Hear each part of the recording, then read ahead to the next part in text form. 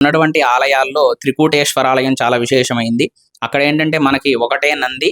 బేసిక్‌గా ఎక్కడైనా నంది ఉన్నప్పుడు స్వామివారి వైపు అంటే శివలింగం వైపు ఆ మొహం చూస్తూ ఉంటుంది స్వామివారి యొక్క నందీశ్వరుడి యొక్క ముఖం.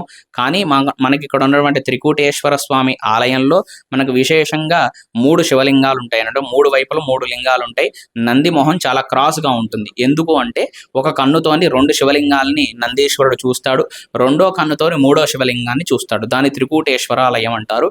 తర్వాత అందులో భాగంగా ఎక్కడైనా సరే మన కాశీ నుండి శ్రీశైలం వరకు ఎక్కడైనా శివలింగం ఇలా ఉన్నప్పుడు ప్రాణమట్టం అనేది మనకు ఉత్తరం వైపు ఉంటుంది. అంటే ఉత్తర చండీశ్వరాయ నమః అని చెప్పారు. కానీ మనకు త్రికూటాలయంలో మాత్రం 2 లింగాలకి తూర్పు వైపుగా ఉంటుంది. అంటే మనం స్వామివారి మీద ఏ ద్రవ్యంతో అభిషేకం చేసినా సరే అది మనకు తూర్పు వైపుగా ప్రవహించడం జరుగుతుంది. తర్వాత ఇరకేశ్వర స్వామి ఆలయం మనకి రామప్ప దేవాలయం అయితే ఏ మాదిరిగా అయితే మనకి కట్టడం జరిగిందో అదే విధంగా దానికి ఏమాత్రం తీయకుండా అంత వైభవపేతంగా మనకి ఇరకేశ్వర ఆలయాన్ని నిర్మించారు. తర్వాత మహాదేవ నామేశ్వర ఆలయంలో మనకి బ్రహ్మసూత్రం ఉంటుంది.